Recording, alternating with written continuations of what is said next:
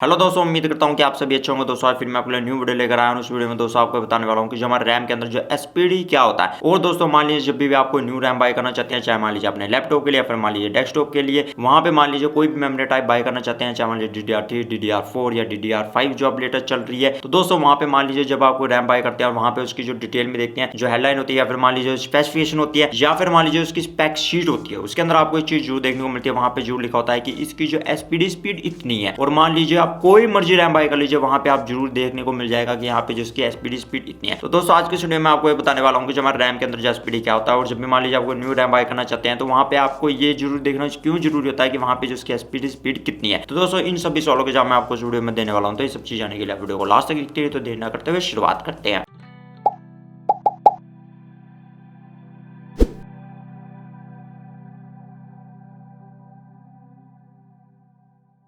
तो सबसे पहले हम बात करते हैं जो हमारे रैम के अंदर जो एसपीडी होता क्या है। तो दोस्तों इसका मतलब होता है सीरियल प्रेजेंट डिटेक्ट। यहाँ पे क्या होता है कि जितनी भी हमारी रैम्स होती है उसके अंदर एक छोटी चिप होती है, वो जिसे हम बोलते हैं उसे हम बोलते हैं सीरियल प्रेजेंट डिटेक्ट चिप। उसमें दोस्तों क्या होता है कि वहाँ पे उसके अंदर सभी इन्फॉर्मेशन होती है, मतलब रैम का मॉडल के बारे में, मॉडल नंबर क्या है उसका, या फिर मान लीजिए जो उसकी मेमोरी कैपेसिटी कितनी है, या फिर मान लीजिए कितने मेगाहर्ट्ज पे काम करती है, या फिर उसकी जो मेमोरी टाइमिंग होती है, जैसे मान लीजिए कैश लेटेंसी, वो सभी जो इन्फॉर्मेशन होती है उसी चिप के अंदर होती है। और वो क्या करता है कि जब मान लीजिए हमारा कंप्यूटर ऑन होता है, मतलब जिसे हम बोलते हैं post power on sale tab बोलते हैं, तो वहां पे क्या वो उस इन्फॉर्मेशन को जो हमारे सिस्टम तक भेजता है कि यहाँ पे इतने जीबी के ये इतने मेगाहर्ट्ज पे काम करेगी और जो इसकी टाइमिंग पैरामीटर्स है वो इतने हैं। तो वहां पे उसे इन्फॉर्मेशन मिल जाती है, जिसकी वजह से क्या होता है कि वो जो हमारा रैम अच्छे तरीके चल पाती है, ताकि वो जो सिस्टम में डिटेक्ट हो सके कि हमारे जो इसके सभी इन्फॉर्मेशन क्या है। मतलब दोस्तों यहाँ पे यह है कि जितनी हमारे रैम के अंदर जो एसपीडी होती है, मतलब जिसे सीरियल प्रेजेंट डिटेक्ट बोलते हैं, वो एक जो स्टैंडर्डाइज है जिसके बारे में क्या हो सके कि हमारी मेमोरी मॉड्यूल के बारे में सारी इन्फॉर्मेशन है जो सिस्टम तक जा सके। तो दोस्तों पहले क्या होता था कि पहले जितने भी होते थे सिंगल इनलाइन मेमोरी मॉड्यूल होती है, मतलब पुराने जितने भी होते थे उनमें क्या होता था कि वहां पे जो इतनी ज्यादा इन्फॉर्मेशन नहीं होती थी उसमें मेमोरी मॉड्यूल के बारे में। पर दोस्तों जैसे मान लीजिए कि अब जो ड्यूल इनलाइन मेमोरी मॉड्यूल का इस्तेमाल किया था, उसमें ज्यादा पिन का इस्तेमाल किया था, तो वहां पे जो ज्यादा बाइट्स का डाटा भी है, जो ज्यादा इन्फॉर्मेशन वहां तक भेज सकते हैं और ज्यादा मेमोरी मॉड्यूल के बारे में हम पता लगा सकते हैं। और दोस्तों यहाँ पे क्या था कि जितने भी हमारे जो मेगाहर्ट्ज होती है, फिर मान लीजिए कैश लेटेंसी होती है, जितनी भी हमारी जो टाइमिंग पैरामीटर्स होती है, वो जो एसपीडी स्पीड में जितनी होगी, मतलब स्टैंडर्ड मतलब डिफॉल्ट की होगी, उसी स्पीड पे काम करेगी। मैं आगे से फर्दर आपसे समझाऊंगा कि ये क्या चीज होती है। तो दो सिंपल मतलब यहाँ पे है कि जब मान लीजिए हमारा सिस्टम बूट अप करेगा तो यहाँ पे जो हमारी रैम मेगाहर्ट्ज उसी मेगाहर्ट्ज पे काम करेगी जो एसपीडी स्पीड में वहां पे जो उसके स्टैंडर्ड रखा गया होगा, उससे ऊपर वो काम तभी करेगी जब वहां पे बायोस में जाके हम जो उसको ओवर ड्राइव करेंगे या फिर ओवरक्लॉकिंग करेंगे, तभी वहां पे जो उसकी मेगाहर्ट्ज बढ़ा सकते हैं। नहीं तो वो डिफॉल्ट एसपीडी स्पीड जितनी होगी उसी पे काम करेगी। मैं आपको आगे एग्जांपल लेके बताऊंगा रैम्स की, उनमें आपको समझ आ जाएगा। तो दोस्तों ये तो बात हो गई हमारी जो रैम के अंदर एसपीडी क्या होती है। तो दोस्तों अब हम ये बात करते हैं कि जब भी मान लीजिए आपको न्यू रैम बाय करते हैं तो वहां पे आपको एसपीडी स्पीड देखनी जरूरी होती है। तो दोस्तों जैसे मैंने आपको बताया कि हमारी जो रैम के अंदर जो एसपीडी चिप होती है, मतलब सीरियल प्रेजेंट डिटेक्ट चिप होती है, उसके अंदर क्या होता है कि उसके अंदर सभी इन्फॉर्मेशन होती है। तो वहां पे जो रैम हमारी शुरू में काम करेगी उसी स्पीड पे काम करेगी, मतलब उसी मेगाहर्ट्ज पे काम करेगी जितने की हमारी जो डिफॉल्ट जो सेटिंग है वहां पे जो एसपीडी चिप के अंदर होगी, उसी स्पीड पे काम करेगी। तो इसी करके वहां पे जितनी भी रैम होती है उसके अंदर जो एसपीडी स्पीड जो होती है वो जरूर दी होती है। मतलब यहाँ पे एक स्टैंडर्ड जो रखा गया, मतलब जेईडीसी द्वारा रखा गया था। जेईडीसी दोस्तों एक संगठन होती है, मतलब यहाँ पे जेईडीसी का मतलब होता है joint electron device engineering Kansal. तो यहाँ पे दोस्तों ये जो एक संगठन होती है, इसमें क्या होता है कि उसके द्वारा ही स्टैंडर्ड रखा जाता है कि हमारी जो एसपीडी जो स्पीड होगी वो कितनी होगी। जैसे दोस्तों मैं आपको एग्जांपल के थ्रू बताता हूँ। जैसे मान लीजिए हम एक एग्जांपल लेते हैं और यहाँ पे देखिए हम किंगस्टन की फ्री जो रैम की एग्जांपल लेते हैं। इसका जो मॉडल नंबर है KF436C17BBA/8। आप देख सकते हैं कि ये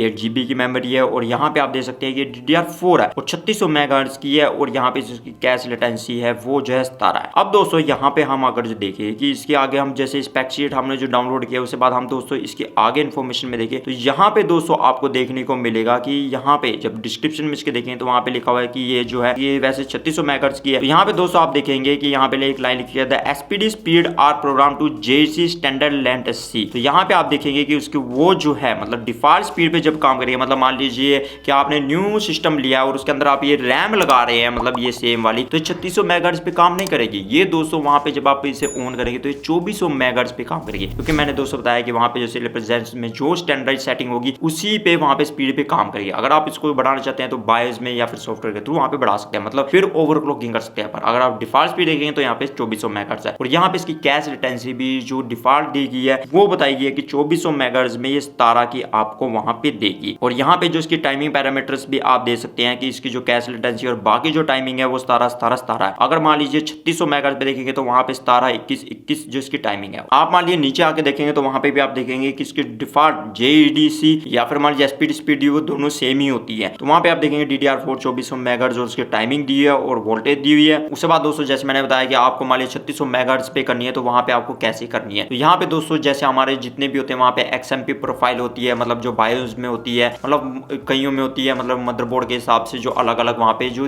नाम लिखा था, पर उसे हम XMP बोलते हैं, मतलब एक्सट्रीम मेमोरी प्रोफाइल। तो वहां पे जो 1 या 2 कर सकते हैं, मतलब उसमें दिया होता है कि 1 में इतनी आपकी जो ओवरक्लॉकिंग होगी, 2 में वो मतलब ऑटोमेटिक उसमें होगी, मतलब आपको कोई भी सिरदर्दी करने की जरूरत नहीं है। वहां पे जब सेटिंग करेंगे, ओके करेंगे, तो वहां पे लिखा जाएगा कि ये जो रैम है इतने मेगाहर्ट्ज पे काम करेगी और इसकी जो टाइमिंग इतनी होगी और इसमें इतने वोल्टेज पे काम करेगी। तो वो जो सिंपल वे होता है, मान लीजिए आप ऐसे कोई सा मदरबोर्ड ले लीजिए, वहां पे सिंपल ऐसे आप कर सकते हैं, मतलब XMP1 XMP2। और जैसे मान लीजिए DDR5 के लिए तो अब जो XMP प्रोफाइल 3.0 भी आ चुकी है, तो वो और ज्यादा एडवांस वर्जन आ चुका है। तो वहां पे दोस्तों आप ये दे सकते हैं। तो मान लीजिए 2400 मेगाहर्ट्ज पे काम करेगी। अगर मान लीजिए आप 2 देखिए इसके अंदर, तो वहां पे आपको दिखेगा XMP प्रोफाइल में 3600 मेगाहर्ट्ज पे काम करेगी और वहां पे इसकी टाइमिंग दी है। फिर मान लीजिए कि XMP प्रोफाइल 2 करेंगे तो वहां पे 3000 मेगाहर्ट्ज पे काम करेगी और इसकी जो कैश लेटेंसी और टाइमिंग्स दिया हुआ है, बाकी जो कितनी है और वोल्टेज दिया हुआ है, तो आप दे सकते हैं। तो यहाँ पे इस तरह आप जो फिर इससे ओवरक्लॉकिंग कर सकते हैं बायोस के थ्रू या फिर किसी सॉफ्टवेयर के थ्रू। तो यहाँ पे दोस्तों ये होता है, पर मान लीजिए जो इसकी एसपीडी स्पीड है वो उतनी की उतनी रहेगी। अगर मान लीजिए इसे आप जो चेंजिंग नहीं करते या ओवरक्लॉकिंग नहीं करते, तो यहाँ पे दोस्तों ये होता है। तो इसी करके दोस्तों आपको एसपीडी वहां पे जरूर देख लेनी जरूरी होती है कि मान लीजिए कि वहां पे आप समझे कि मैंने तो इतनी की बाई की थी, पर जब लगाई वो कम मेगाहर्ट्ज शो कर रही है, तो आप फिर वहां पे टेंशन में आ जाए। इसी करके दोस्तों वहां पे जब भी आप कोई रैम बाय करते हैं तो वहां पे आपको एसपीडी स्पीड जरूर देखनी चाहिए, ताकि वहां पे आपको पता चल सके कि मेरी जो डिफॉल्ट स्पीड है रैम इस पे काम करेगी और उसके बाद मैं उसे बायोस में जाके चेंजिंग कर सकता हूँ। नहीं तो आप घबरा जाएंगे कि मैंने तो इतनी मेगाहर्ट्ज की काम की थी पर वो इतनी मेगाहर्ट्ज पे काम कर रही है, मतलब कम मेगाहर्ट्ज पे काम कर रही है। तो ये दोस्तों आपको जरूर जाना जरूरी है। तो दोस्तों हम दूसरी रैम की एग्जांपल लेते हैं। यहाँ पे देखिए कोर्सएयर की जो रैम है और यहाँ पे आप देखेंगे इसका जो मॉडल नंबर है वो जो है CMK16GX4M2833200C16। और अगर हम मान लीजिए हम दोस्तों देखिए कि ये है जो 16 GB की रैम है, मतलब 8 GB की 2 स्टिक रैम स्टिक है, DDR4 है 3200 मेगाहर्ट्ज की, जिसकी कैश लेटेंसी है वो 16 है। अब दोस्तों हम मान लीजिए हम इसकी डिटेल में देखें और यहाँ पे देखेंगे कि हम इसकी टेक्स्ट पैक में देखें, तो यहाँ पे आपको देखने मिलेगा एसपीडी स्पीड इसकी 2133 मेगाहर्ट्ज की है। और यहाँ पे आप कहेंगे कि ये तो फिर दोबारा 3200 मेगाहर्ट्ज की है। तो दोस्तों मैं फिर वो ये कहूंगा कि जब मान लीजिए कि यहाँ पे एसपीडी स्पीड मतलब स्टैंडर्डाइज होने के कारण यहाँ पे जो ये जो है 2133 मेगाहर्ट्ज पे काम करेगी, मतलब शुरू में आप न्यू में लगाएंगे और फिर जब वो सिस्टम बूट अप करेंगे तो ये 2133 मेगाहर्ट्ज पे काम करेगी। बाद में आप चाहे बायोस में जाके या फिर हमारे सॉफ्टवेयर के थ्रू से चाहे